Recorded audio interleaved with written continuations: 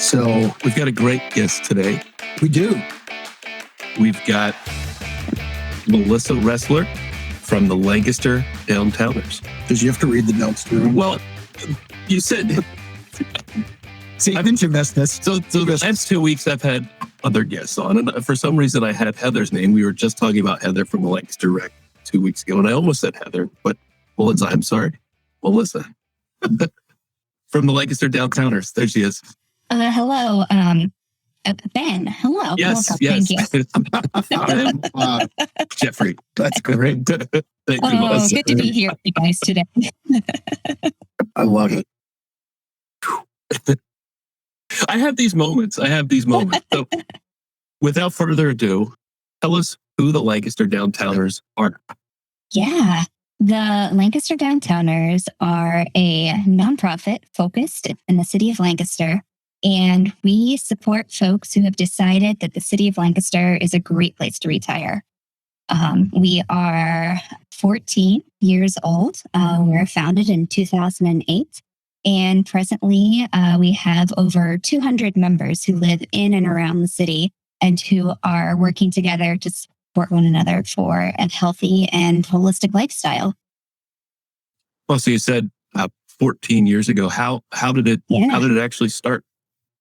So it actually started, one of our founders is named Rod Hauser, and he is still involved with the organization today. And he was having a discussion with a group of folks actually at his church. And they were talking about, okay, in Lancaster, there are all of these great retirement communities that people can go to. And what if you looked at retirement in a different way? What are the things that those communities provide that we could instead maybe provide each other and keep going in the city? So they had a really lively discussion about this in their church Sunday school class, and decided they would see if there were other folks who were kind of thinking the same thing, thinking that their blocks in the city, that their homes in the city were great places to continue and build community, and think about, okay, well, what do I need? Well, I want stuff to do. So we have social, educational, wellness programming, thinking, well, I might need some help getting a ride to the doctors or shoveling snow. How can we connect in volunteers to help people to do this? And then to realize, okay, well, we can't do everything for each other. How do I find out what else is out there? And so we build in service providers and connections to resources and folks to help figure out the right way for each person to keep living as they want to live. That is very neat. We've had a lot of charities and nonprofits on over the last handful of weeks, and a lot of them have just grown out of realization that there's a need, a church group or whatnot, and just having a conversation, and then boom, here's this, 14 years later, and throughout that whole time, there's this great organization that's popped up. Yeah, and I think Lancaster is a really special place for that to happen. There's just a lot of, like you said, there's a lot of organizations who have done that. There's a lot of people really ready to step in with a lot of great make it work. A lot of great make it workness, oh, hey, we're in this together. Let's make it happen. So it's a great community to have an organization like this. It makes sense. It fits in the city here. Well, it really comes down to one of my favorite quotes from Gandhi: "Be the change you want to see." Right. Mm-hmm. And I urge Paige, thank you for listening. Appreciate your comments. Paige is a commenter, loves your organization there, Melissa. And she's tuning in all the way from Ephrata. All right. So that's a long jaunt from Lancaster City, but not so much of a long jaunt through the internet. But in the vein of be the change you want to see, I urge, Ben has urged, anybody listening, if we put a charity in front of you, a cause in front of you that kind of lights a spark, grab onto it and help. In this case, the conversation was, hey, not everybody can live at Willow Valley. Not everybody can live. Well, there's a bunch of them, but they just all flew off the top of the head. Village. Yeah, if you're listening and you didn't know, Lancaster County is retirement community mecca. It really is one of the number one places in the country to retire to. But if you're not able, or you just don't want to live in that kind of more insular is not the right word. Structured community, planned community. If you want to keep that city vibe, what would you do? So, I mean, I love how people came together. What were some of the hurdles in bringing this together? Oh my goodness. So the energy that it takes to get a grassroots nonprofit off the ground. There is a lot of energy that it takes to be launched. And they did a great job with that. I didn't get involved with the Downtowners until 4 years ago. Until then, it was entirely volunteer run. So they went through, okay, how do we fund ourselves? How do we handle liability insurance? What is our strategic plan? And went through some fits and starts of growth. And at first the organization was really seen as a social club. And that's a good thing too. Everybody wants to be a part of a social club. But then when it decided to grow and say, well, we want to offer these volunteer services too, kind of fitting into a new mold or fitting a different footprint was something that, the Downtowners is more than just that group that always likes to get coffee. And then kind of rebranding and reimagining and showing what a village is in the public eye. Now, we did have some help along the way for that, because at the same time, folks were talking in Lancaster about this. There are communities all over the United States who are having these similar ideas. And it was really started with a group of folks outside of Boston. That was Beacon Hill Village. They started 20 years ago. Actually, we're celebrating the 20th anniversary this month. And that group of folks, they literally wrote the manual for how to start this type of village, how to get people together, how to get your volunteers, how to inspire folks with what the mission is of aging in community together. And so we had some help from them and from the Village to Village Network, which is the national organization that kind of helps guide and foster and grow community groups who are trying to do the same things that we're doing here in Lancaster. So you said the word village a handful of times. What is your definition of a village when it comes to the Lancaster Downtowners? What does that mean? Yeah. So a village is a grassroots, member-driven nonprofit that supports aging in place. It's about interdependence. It is about social connection. It's about a really holistic approach to helping people remain independent in their homes and contributing to their communities in the best ways that they can and know how. So, and villages do that through those sort of three main tiers: through social, educational, and wellness programs, through connection to volunteers to help with those everyday living tasks that sometimes get a little bit trickier, and then connections to other resources. You mentioned you've been with the organization for 4 years. What, as an executive director, what is your responsibility there? A little bit of everything, and that's why I love it. My background is in social work, and so I can, in the morning, have a meeting with a member who's making decisions about home care, or what are some next care decisions they need to make. The next hour, I might have a meeting with our PR and communications committee or with our fundraising committee about next steps for the organization. And then we also get to move into larger collaborative initiatives and really looking at what are some changes we can make in the city that's going to impact older adults everywhere. So it's, a little bit of everything. Comment in from Richard. Richard retired to an old 3-story townhouse in the city because they love it. I'm assuming the city that is, and maybe their house. I'm sure it's both. But we know that it will be a challenge as we continue to age. So it's great to know that there's an organization that focuses on aging in place. Thank you. So, I mean, there we go. This is the exact intent of our show. That's cool. You talked about, so there's a three-prong focus, it seems, to do programs. I wrote the one down and then I kind of was listening to the other two and I forgot. But the first one is what I wrote down because it kind of grabbed me. It's social education and wellness.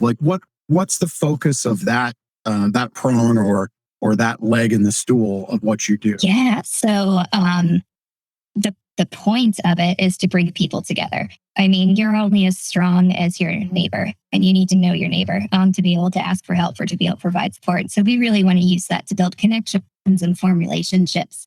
And how we do that, we have a walking group who meets 3 or 4 times a week. They meet at 8 o'clock and walk 3 to 4 miles every day. We have regular book clubs. We have folks who just get together for coffee. We bring in other information and educational resources. Some of that is really targeted towards resources that you might need to age in your home in the city. And some of it is just general interest. So we'll hear from local authors. We will hear from maybe professors lecturing on climate change. We have a program coming up to discuss what is critical race theory. And so really there's just a number of different programs that anybody could be interested in. Okay, that's pretty cool. We have a question that just came in about minimum age for participation from Amy. And it may be part of a broader question of, how does somebody become a member of the Lancaster Downtowners? Yeah, absolutely. So there is no minimum age. Our members range in age from their late 40s to their mid 90s. So we have a huge age range there, but we are focused on providing services and support for seniors. And so folks who have joined in their 40s, 50s, and 60s are kind of looking towards the future and wanting to make sure that this organization is here as they want it and as they need it. So I would say the typical member would be a woman who lives independently in her 70s. That's kind of our most common downtowner. So you join we are a membership-based organization. So you pay dues for a year, and that's based on income. So that ranges anywhere from one person, lower income membership is $80 for the year, up to a 2-person household for higher income would be $318 for the year. So anywhere in between there, sliding scale. Okay. And somebody can sign up on your website? Is it? Yep. You can sign up on the website. You can give me a call and I'll mail you an application if that's how you prefer. So yeah, see the website there. Thank you. Sign up online or give me a call. So your members that are younger age, 40, as an example, what is their contribution? How are they additive to the Downtowners? Oh, in so many ways. If someone's a downtowner, they really value an intergenerational connection. And they see the strength of being in the city with all sorts of people. And so folks who are in their 40s are often active on our committees. We're run by, I only have so much time in a day. So we have a lot of committees who are active and operating. And so there is room for professional growth, personal growth, and advancement on the committees. We also have a lot of the younger members who join and are more active on the volunteer side of things.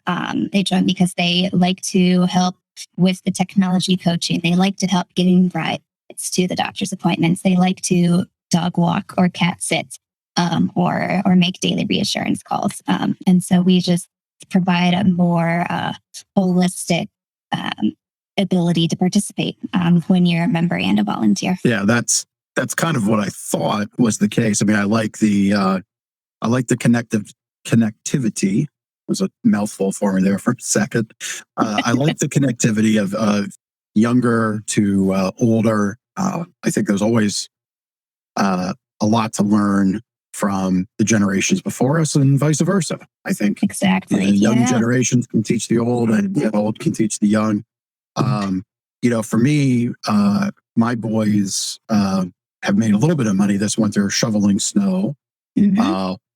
We live in a younger neighborhood, so I don't so much mind them making a couple dollars that way. But like as an example, right now, obviously it's wintertime. We've got some snow on the ground. We've got some ice.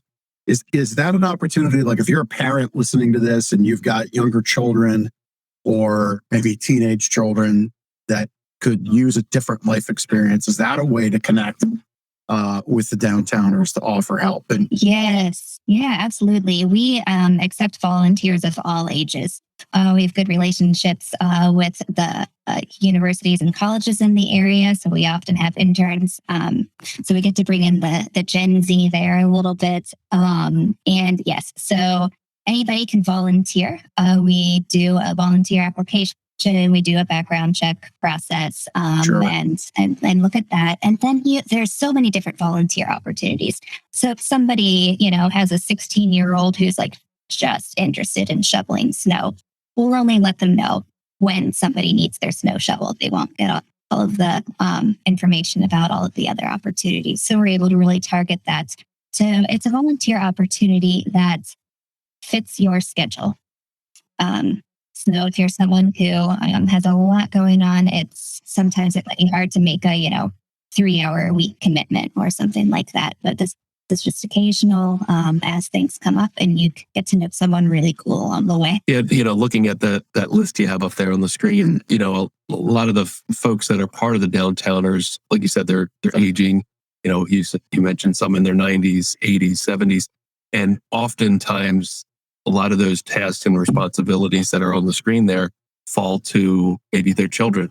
But if the children aren't nearby, what do they do? And that's exactly that's the need that the Lancaster Downtowners fits so well. It's such a cool service that you provide there. Mm-hmm. Yeah, and that's how I grew up northwestern Pennsylvania in a small town, and the things that the Downtowners do for people, that's what my family was doing for neighbors and for one another. That's what our church was doing for neighbors and one another. But yeah, if you are someone who, like so many other people have seen, Lancaster is a great place to retire. Let me go there, even though I don't know anybody. It's an easy way to connect in. Or, maybe you've lived here for 6, 7, 8 decades, but your kids have moved to other parts of the country. To just know that there's this resource here, so that it's peace of mind. It's a peace of mind policy. Yeah. I like the fact that it is connecting neighbor to neighbor in a way. I really like that. Again, I think if you're, you don't have to live in the city to do this. You could live anywhere. But if you see somebody struggling, whether that's through age, through ability or disability, yeah, maybe they're just like, they're really working hard. Maybe a spouse lost the job and the other spouse is picking up hours. Please do help your neighbor, right? Yeah. Like, offer to rake the leaves, snow shovel. For me personally, like, I love when it snows and I'm home. This winter, I've been traveling whenever it snows. Thankfully, my boys are old enough and responsible enough to help mom out while I'm gone. But like, I love when it snows because I love using my snowball. And I just like disappear. I go like 5 houses that way, 4 houses this way. We had neighbors move in. I met him for the first time because here comes this guy just plowing down the sidewalk with a snowblower. I'm like, hey, I'm your neighbor. I live at the corner. I like my snowblower. But doing things like that, I think, are what make, and I see a lot of it around town. I see a lot of it here in the county. That's what makes us special. And I think we do need to hold on to that. We need to reach and do more as we seemingly get busier as a society. I think it's important that we find the time to take actions like that. Yeah. And if you want to be more focused with it, you connect with somebody like Melissa with the Downtowners to do that. So to get introduced to you, to get more connected to you, do you have any upcoming events going on? Yeah, we do. With the Downtowners? Yeah, actually.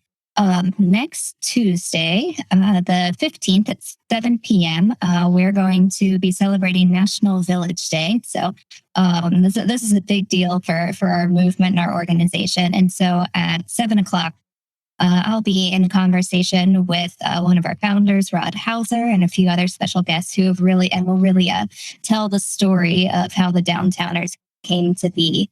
And some of those fits and starts there. So that's a public event. Everybody can go to our website and register. It's virtual.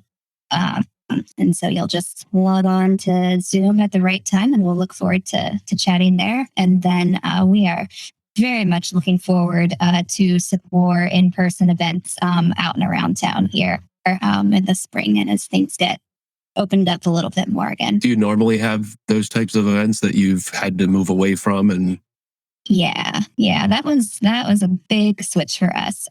We have a very kind of small office space. We were always just out in the community. We were out at coffee shops and restaurants, in the library, and just kind of out doing things everywhere. And so it's been a shift to try and switch to Zoom and virtual and maintain those relationships and connections. So we've been creative with it. We had a hot dog roast in December. We have done some nice happy hours at the Wolf Museum. So we're making it happen, but ready to get back to normal. Obviously, the last 2 years, the shift from in-person to virtual, I would imagine with, the age group of the average Lancaster Downtowner, was that a difficult thing to navigate? Or did you find a lot of your members, were they able to use their cell phone to get on a Zoom meeting? Or was that an opportunity for younger people to help them navigate it and walk through? Yeah, I would say in March and April of 2020, myself and some of our volunteers trained probably 30 people in their 70s and 80s how to use Zoom, how to get on, how to start a meeting. And they used it not to connect just with us, but then to connect with their families and with the other things that they were doing too. Yeah. So it took us a little bit, but now it's kind of just down to, do I want to do this or do I not want to do it? Everybody knows how. Almost everybody was able to get connected in. Just getting a little bit of Zoom fatigue, I think. Yeah, I think that exists, but again, COVID gave everybody a lot of things to think about and do differently and handle differently. But in a way, it was a blessing in the fact that you have now folks that might not have ever jumped on Zoom now can. They're empowered. Yep. And maybe for that birthday for their grandchild or great grandchild that they wouldn't be able to interact, I'd hope that they can now. And I think that's kind of neat. Exactly. That's one. I always try to look for those silver linings, those positives. I liked back in that same time frame.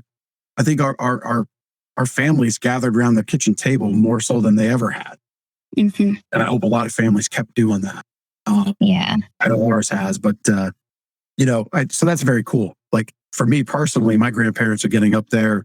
They were always very resistant to technology, still are. And it's not great. Like my sons are missing out on their grandparents and they're missing out, and that's what it is. And now they're at an age where they're in an assisted living facility where that staff is just so overwhelmed that opportunity just isn't there. So again, I guess take away this: if you've got a grandparent that's got a cell phone and they don't quite know how to Zoom yet, help them out. Because you might hope that someday soon they can do that. Because it's not just for the birthdays, it's not just for the connectivity. It might really be something that really helps them navigate an issue, connect to a resource like Melissa has. Exactly. Yeah. And that's a skill that people are now using with virtual doctor visits, virtual medical visits. It's something that really opened up a number of other possibilities. And, I think our silver lining for that was throughout the pandemic, we're full of folks who are usually connected into the community. And we had a lot of downtowners who were used to volunteering at the library, in the schools, with the Literacy Council, who weren't doing that anymore, weren't able to do that. And so what we were able to do was help pilot a program called Z Tutors that connected older adults with students in school district of Lancaster for shared reading time. So they used an online, we taught, Zoom lessons, sharing screen lessons, and focused tutoring kids on their reading skills with that technology. So, there's so many things that you can do besides a FaceTime birthday call once you have those skills under your belt. Yeah. Yeah. And on that note, I did my kids' school had, I think a lot of schools have this program. It's called Watchdog. I think that's what it's called, Watchdog Dads. And, where dad comes in for the day and navigates with their child's class and then other classes. And the funnest part of that day for me was having the kids read to me, and they were so proud.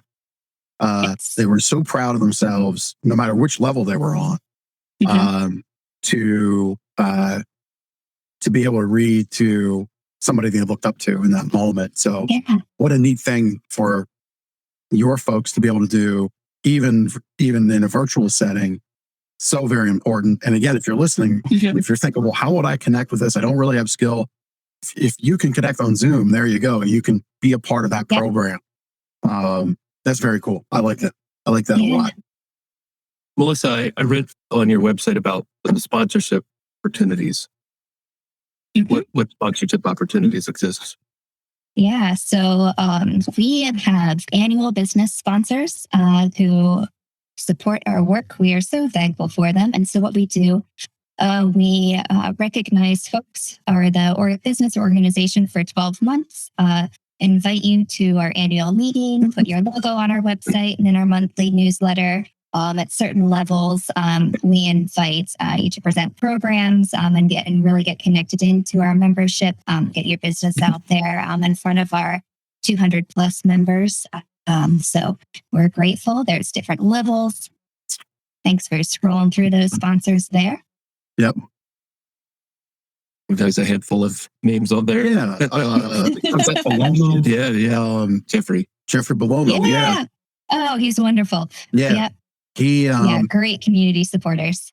So great shout out to him. So he was Jim Gardner's legal counsel, which sounds terrible. But the reality of most attorneys in this world is they're involved in non-terrible circumstances. It's true. But Jeff was Jim's representative when we bought the business, and it was all very good. Like there was zero frustration with any of it. But yeah, Jeff was a very great guy and helped us with a customer and helped really both parties be very happy once the keys were handed over to the business. So he's a great guy, and move it into 2 Lancaster offices this year. So to see a little bit more of him. Yeah, it'd be a good podcast guest. I think we'll have to make that. So you've got the sponsorship opportunities. Again, because I think we went through it pretty quick. Maybe, Chris, we can bring up the volunteer opportunities just to get it on the screen.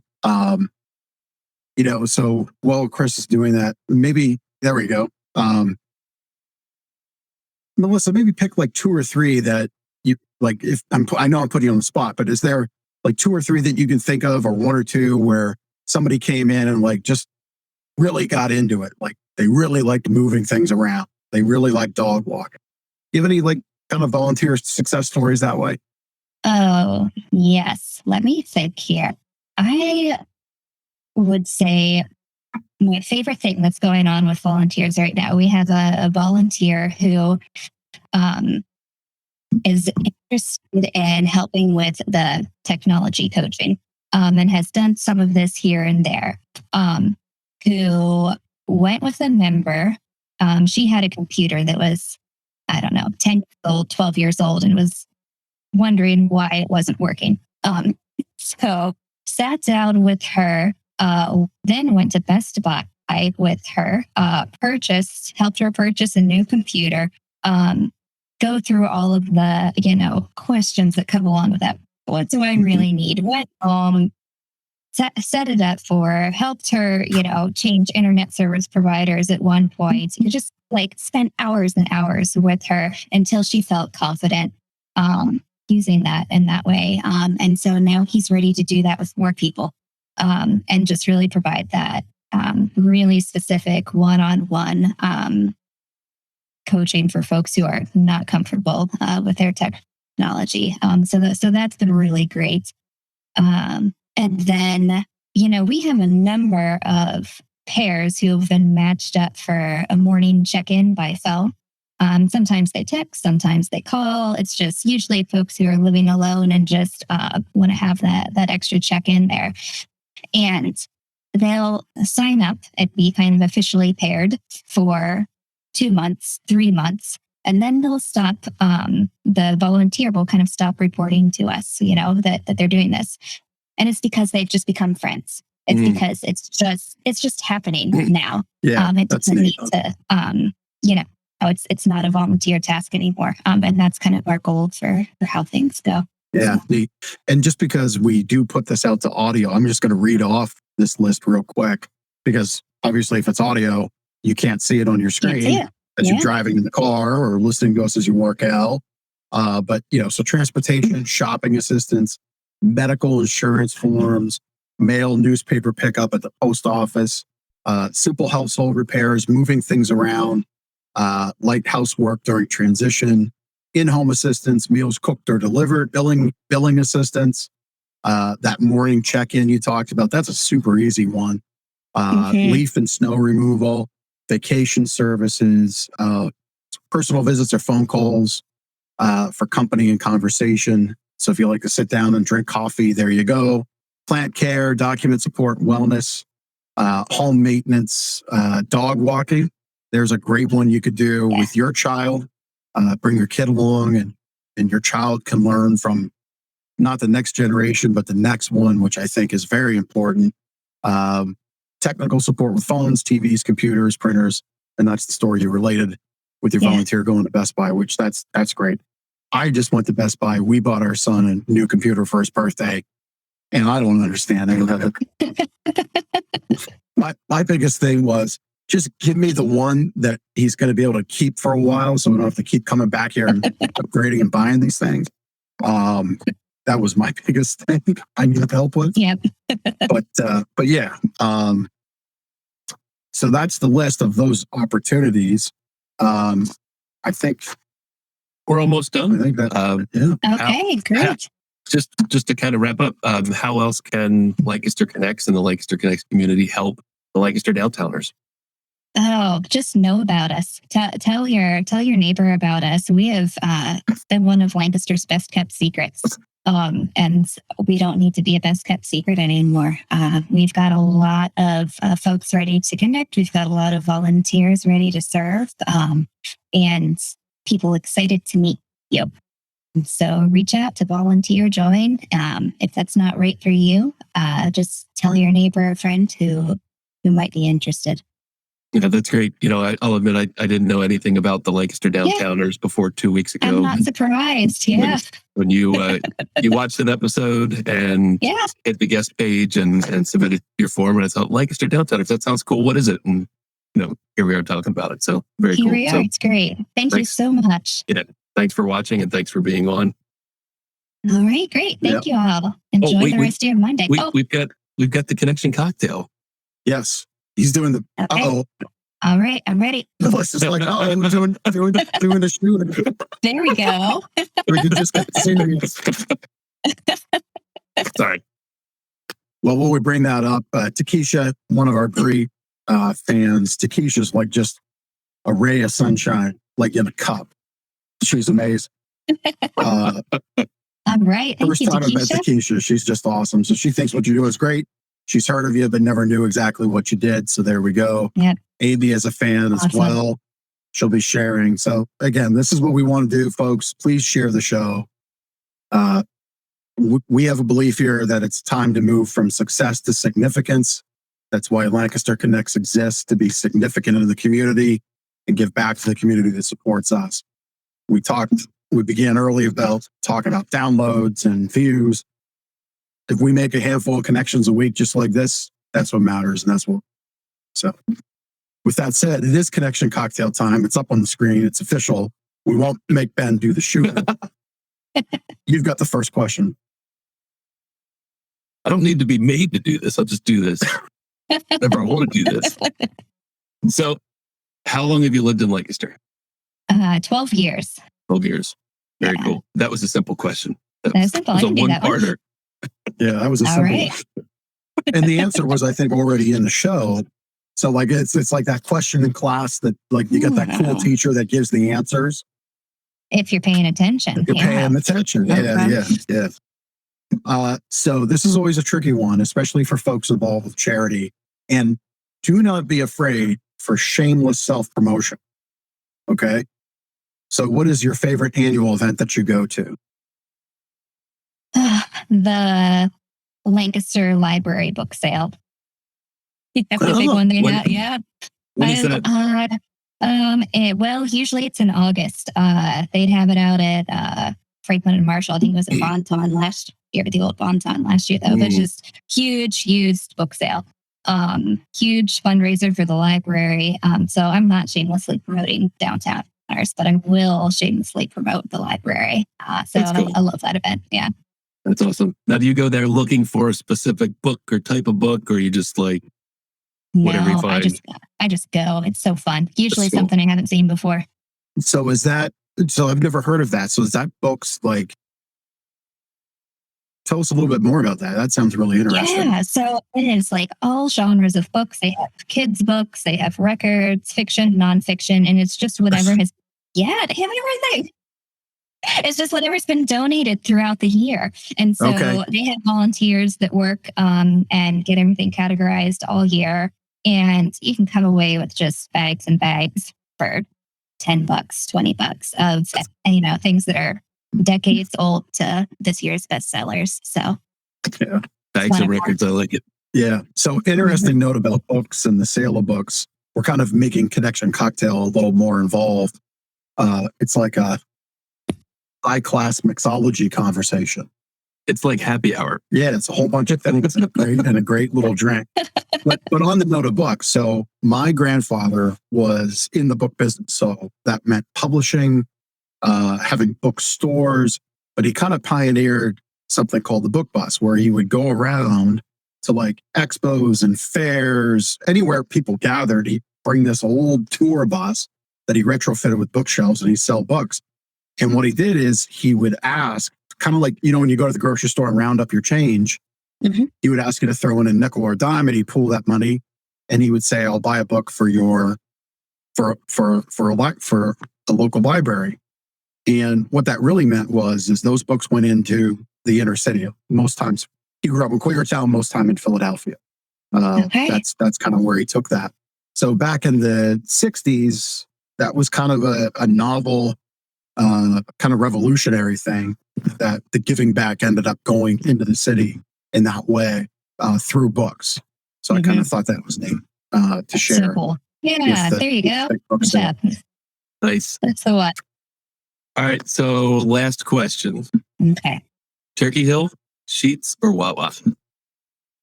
Turkey Hill. Any gas station that prioritizes ice cream is good with me. That's the best answer. Yep. Yes. Okay. Hey. As you can tell, I have prioritized ice cream in my life as well. I think that's one of the best things you can do with your life. Yes. When the Turkey Hill half gallons go on sale for like 2 for $5, you just load up. I love it. Just load up. Well done. Good answer. All right. Well, Melissa, it's been a joy to have you on the show. This has been a great Monday afternoon. Thank you guys for having me. I appreciate it. All right. Well, thank you for joining us. We've had the Lancaster Downtowners info on the screen. It's in the post where you're watching this, if that's on social media. If you're listening on the audio podcast, it'll be in the show notes for the show. So please do connect, lancasterdowntowners.org. On Facebook, just go to /Lancaster Downtowners. And you can even call. We verified this. You can call Melissa at 717-584-1224. And if you want to email, info@lancasterdowntowners.org. So all great ways to connect there. Please do. Please be that change you want to see right here in Lancaster. They have their event coming up on Tuesday, the 15th at 7:00 until 8:30. You could check that out on their website. There is no fee for that. And that is a complete virtual event. Is that correct? Yeah, completely virtual. Virtual event via Zoom. Right on the website, you'll be able to sign up and join for that. All right. So, thank you both. Melissa, thanks for joining us. I'm not sure if we covered this in the pre-show, but if you need to get on with your afternoon, please feel free to do so. Unless you want to stick around and just watch backstage this tomfoolery that we have for everybody else. But thank you. Thank you so much for joining us and all that you do for Lancaster. We appreciate it. Great. Thank you. Thank you both. Take care. All right, it's tomfoolery. It's missed it for the last 2 weeks. As if there wasn't enough already. Yeah. So if you want to be a guest on the show, just as Melissa did, go to lancasterconnects.com/guest. You'll fill out the form and we'll get you booked for an upcoming episode. Like I say in the opening, we're looking for those. I feel like someone's coming through the wall. Banging down the doors to get on the show. I know the viewers can't see it here, but our warehouse is right. Our guys must be putting box springs there on risers because they can't see the wall. That's where the box springs live. Right up there. Hopefully the wall. But anyway, you want to be a guest, go to lancasterconnects.com/guest. And again, we're looking for really great charities locally here that we can help give a voice to.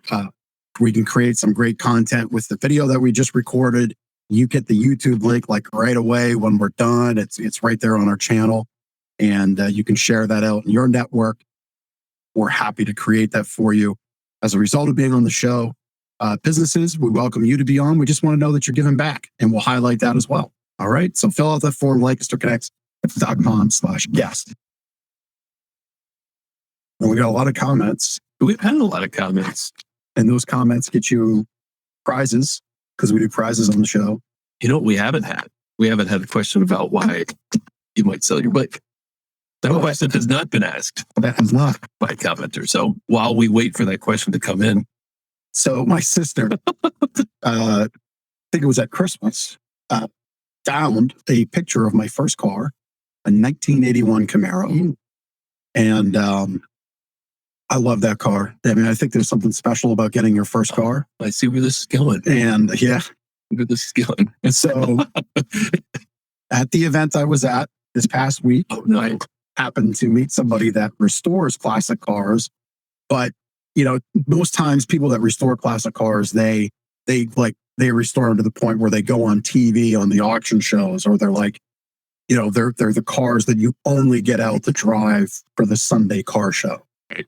This guy specializes in just making really great cars drivers. I mean, they'll do the full-on restoration, but very few shops, kind of have that as a niche, but he does.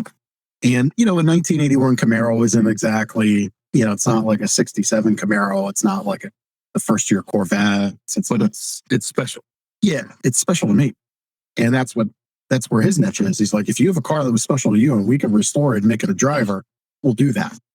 And so two to guess what's going to happen. And I dropped this on Steph, my lovely wife, who's just amazing. I don't laugh at the amazing statement. I laugh at you. At the butter is out. Yeah. Yeah. So I told her this last night, and she wasn't immediately impressed. However, it's convincing. However, she just hasn't realized the full opportunity to spend an afternoon together in a safer car than on a motorcycle going down the road. That is smart thinking. And that's how I'm going to present it. So if you think I'm right, on that approach, let me know. But I'm going to sell the bike, I think, to help fund the car purchase. I fully support your mission. Yeah. So are we ever going to see this photo? It's on my Facebook if Chris wanted to really dig into it. But yeah. I can do it. We can have like Camaro watch as we go along. That's awesome. As we get closer to spring. So what was the photo from? Like from high school or from? Yeah, it was one I got it. Yeah, nice. So my first car was an '83 Chevy Celebrity. Definitely not as cool as the Camaro. It was. Chad will make it a driver friend. Okay. That's your thing, man. It's not my thing. Yeah. It was one I had, and I was grateful for it. So moving on. So I've got a handwritten testimonial that came in this week from Teresa in Lancaster. And what I wanted to highlight about her testimonial, she had a great experience She liked that she had an opportunity to take advantage of the Wake Up Happy Comfort Guarantee, which is a 120-day period of time where if you don't like it, you'll have an opportunity to find another one that works better for your sleep needs. But she did highlight that she got a mattress pad and sheets, and she highlighted that they were made in the U.S. And how cool is that with the question mark? So what I took away from that was that, the assumption is that there's not a lot of goods still made in this country. When the reality is almost everything in the showroom is made in this country.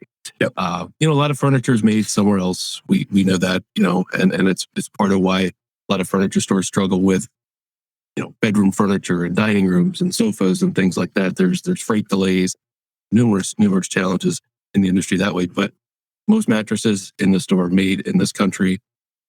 Some even within hours of this store. Sheets, mattress pads. A lot of those items are made domestically, which is fantastic. It also means that we haven't been as affected, really at all, but with delays and shortages and outages. Here and there we get, every once in a while something, but nothing like that other industries have dealt with. So, I just wanted to say thank you for Teresa for her words there, and obviously her business. But yes, very cool that there's still U.S. made goods out there, and most of what's in the showroom is U.S. made. Yep.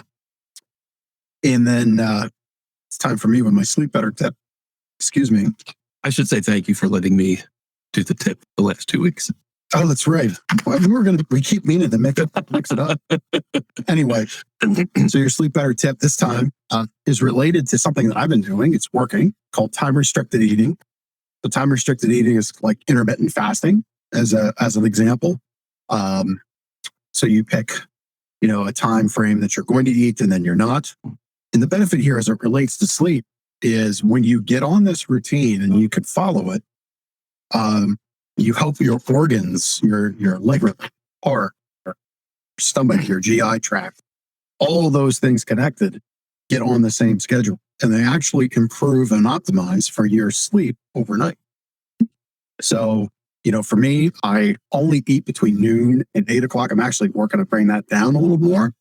And earlier, yeah. And then I end up getting hangry. I'm telling you, man, the hangry at 11:15 is strong. That was about the time you asked me about lunch. It was. Didn't even notice. And you're the one that always asks. I was always thinking about. That's right. So yeah, that time restricted eating thing's pretty interesting. So if you're looking for these little levers that swing big doors, so to say, as it relates to your sleep, that's one of those things that it might be easier for some. Of course, you should, if you've got some health things, you should definitely talk with your doctor about that. But time restricted eating, look it up, see if it works, but it can directly correlate to your sleep because your entire body now is in alignment and on schedule. So that's the sleep better tip. Sleep better, eat better, feel better. It's like a 3-for-1. And where can they get the book? Making up for lost time? Oh, yeah. See, I'm rusty. Go to gardenersmattressandmore.com. Just as I was giving myself a victory lap, Ben brings me down. gardenersmattressandmore.com/sleep-better. We will mail you out a book. 2 of them went out in the mail today to people who were very smart. They got their own copy. Mail it to you for free. Just go to gardenersmattressandmore.com/sleep-better. We'll get you a copy out. We're almost done. See, this new format is interesting. So the format is new because I was listening to the show in the car and I realized, we're cool. We're kind of Lancaster cool, but like if you're listening to the show and you want to hear about our great charities and businesses that we have on, you got to get through us first. So I said to Ben, let's put our guests first in the show. Plus let our guests get to go do their thing. And you can just hang on for our awesomeness, which some of you are. And I appreciate that. Kind of helps my ego. So anyway, that's the reason for the new format. It's a great format twist. I think the last thing we have to do is just pick the winners. Pick the winner. Let's spin the prize-a-later. We got a lot of commenters. We did. We can going to win a $25 restaurant gift card. And we can do the prize-a-later. Shall I love that Richard commented and found the Lancaster Downtowners. Fingers crossed for Richard Murphy to win. Oh, Takesha wins. Yep. There we go. See, Takesha wins. She knows. She knows how to play the game. congratulations to Keisha. You can stop at any time. We're open and pick up your gift card. I didn't want to ignore. I did see a comment come in about waterbed supplies.